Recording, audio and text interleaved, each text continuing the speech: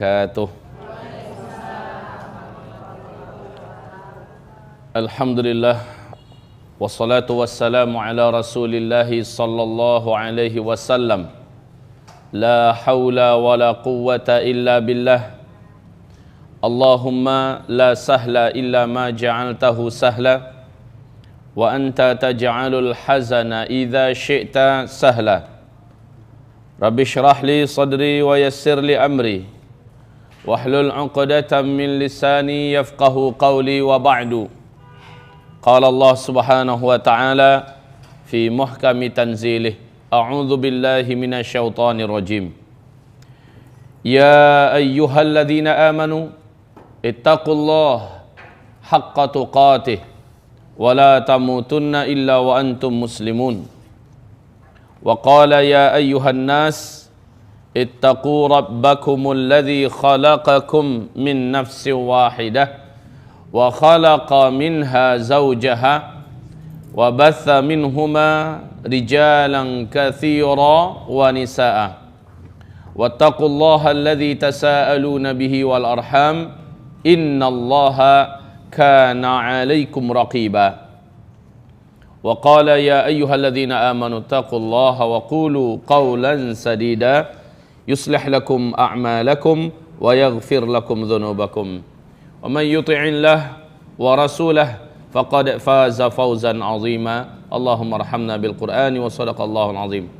Wa qala an-nabi sallallahu alaihi wasallam ma ra'aitu manzaran qad afza' minal qabri faman naja minhu fama ba'da dzalika aisar wa man lam yanju minhu fama ba'da dzalika asyad. Amma ba'du, Rasulullah bersabda sallallahu alaihi wasallam, aku tidak pernah menyaksikan ada suatu pemandangan yang lebih mengerikan, yang lebih dahsyat, lebih berat dibandingkan dengan pemandangan alam kubur. Di dalam hadis yang sangat panjang di Sahih Muslim, Rasulullah SAW bercerita bagaimana pengalamannya dibawa oleh malaikat Jibril dan malaikat Malik mengarungi atau melintasi wilayah kehidupan alam dunia, tembus menuju ke alam barzakh. Rasulullah melihat pemandangan-pemandangan. Makanya kata beliau dalam hadis pertama tadi, aku belum pernah menyaksikan ada pemandangan yang lebih mengerikan, yang lebih menakutkan, melebihi pemandangan alam kubur. Faman naja minhu fama ba'dahu aisar. Siapa yang selamat di alam kubur, kehidupan setelahnya baginya adalah ringan dan mudah. Faman lam yanju minhu fama ba'dahu asyad. Siapa yang di alam kuburnya ternyata dia banyak masalah, siapa yang di alam kuburnya dia ternyata banyak mengalami tekanan, siksaan apalagi, maka kehidupan setelah itu asyad, adalah lebih dahsyat baginya, lebih berat untuknya. Wal tanzur nafsun ma qaddamat lighad. Hendaknya setiap jiwa merenung kembali perjalanan dalam kehidupan ini, untuk dia bisa menilai dirinya akan diperlakukan seperti apa kelak di seberang kematiannya. Kehidupan ini adalah kehidupan yang singkat, wahai hamba-hamba Allah. Kehidupan yang singkat. Kenapa demikian? Urut-urutannya, kata Rasulullah SAW, kehidupan di alam rahim sempit dan waktunya cuma 9 bulan. Ketika orang itu lahir, dia berpindah kehidupan yang lebih lapang sedikit. Betul tidak? Dunia ini yang terbentang, yang bisa kita pergi ke timur, ke barat dengan pesawat segala macamnya, dan umurnya juga lebih lapang sedikit, yaitu bisa 60 tahun, bisa 63 tahun, paling banter hanya 80-90 tahunan begitu, kurang lebih. Sedikit sekali yang lewat dari 100 tahun. Lalu setelah itu dia mati. Kehidupan yang dia hadapi setelah kematian itu jauh lebih panjang, dan ke alamnya jauh lebih luas dan lapang. Makin kesini makin mengembang. Nanti setelah tiupan sangkakala yang kedua, ya, setelah kiamat terjadi, di tiupan sangkakala pertama, kemudian manusia, jin, seluruh binatang, langit dan bumi sirna. Kullu man 'alaiha fan wa yabqa wajhu rabbika dzul jalali wal ikram. Seluruh yang ada yang pernah Allah ciptakan di tiupan sangkakala pertama akan menjadi sirna seluruhnya. Kemudian pas tiupan yang kedua manusia dihidupkan kembali. Nah, itulah kehidupan yang tidak ada lagi batasnya. Kehidupan yang tidak ada lagi kematian. Ternyata, wahai Bapak Ibu, saudara-saudari yang kami muliakan, kematian adalah ciptaan Allah. Kematian nanti pada hari kiamat, kata Rasulullah SAW, di depan seluruh jin dan manusia di padang mahsyar akan diambil oleh malaikat maut. Lalu dicengkramnya dengan tangan kirinya. Kematian itu seperti binatang, kata Rasulullah. Jadi Allah menjadikan kematian itu diibaratkan seperti sebuah binatang. Apabila orang yang masuk surga telah diantarkan ke surga dan mereka masuk. Apabila orang yang jadi ahli neraka telah diantarkan ke neraka dan diseret ke neraka dan masuk. Lalu malaikat di antara surga dan neraka mengangkat binatang ini. Dia bertanya dan berkata dengan suara yang terdengar oleh siapapun saja di seluruh penduduk surga dan di seluruh penduduk neraka. Kalian tahu apa ini? Ini adalah kematian. Dengan ini kalian dulu dibatasi kehidupan. Dengan ini kalian dulu berujung dengan kematian. Ini adalah kematian.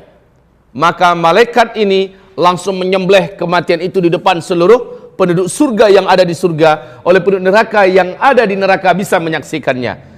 Maka setelah dia sembelih kematian itu, malaikat berkata, khuludun khulud lal maut. Sekarang kehidupan kekal, tidak ada kematian.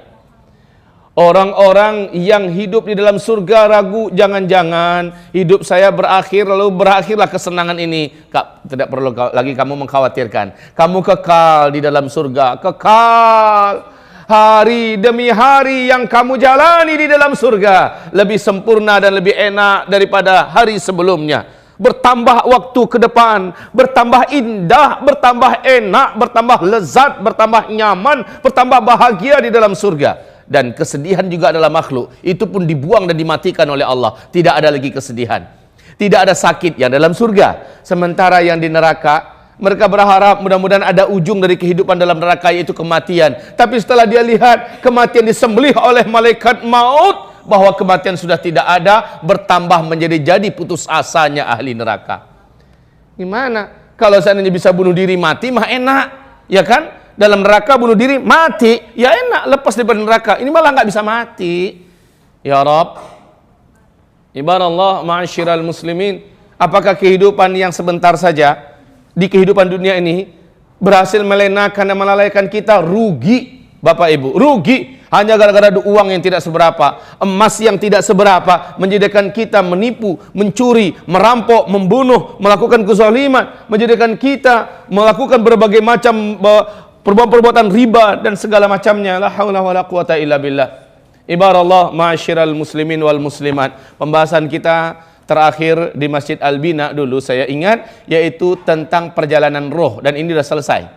Perjalanan roh, bagaimana dia dicabut dan seterusnya. Kemudian kita menceritakan tentang pengalaman Nabi, apa yang beliau saksikan di alam kubur, bahwa pemandangan yang ada di alam kubur kontras abis dengan pemandangan yang ada di Malaul A'la. Malaul A'la adalah tempat rohnya orang-orang beriman, orang-orang soleh, dibawa membumbung ke langit, disimpan di sana. Di mana? Di salah satu di antara taman-taman surga. Sehingga Rasulullah bersabda, sesungguhnya kuburan itu untuk orang beriman adalah raudhah mir riyadil jannah. Satu taman di antara taman-taman tempat transit kita loh Pak. Orang beriman tempat transitnya menjelang sangkakala pertama ditiup, yaitu di taman surga. Belum masuk, baru sebatas tamannya doang. Ya, belum masuk lagi ke surga, karena masuk surganya ntar. Habis tiupan yang kedua, ya, kita dibangkitkan, urusan padang mahsyar selesai, kemudian kita digiring menuju ke titian. Apabila selamat di titian, kita nyampe di seberang, dibukakan pintu-pintu surga, masuk, baru setelah itu halal bagi kita masuk surga. Menjelang kiamat, yang terjadi bukannya masuk surga dulu, tetapi diletakkan di wilayah transit. yaitu salah satu taman di antara taman-taman surga. Di dunia ini untuk dapat ke taman yang sangat indah, karcis dan ongkos masuk saja mahal, dan kita akan selfie-selfiean di sana, foto-foto, ya, menghabiskan waktu. Sementara di sana sambil nunggu kiamat, subhanallah, angin surga, rumput surga, batang-batang surga, tetumbuhan surga yang sifatnya taman-taman surga, mala ainun ra'at, mata enggak pernah menyaksikan ada yang seindah itu di dunia, wala udhunun sami'at, telinga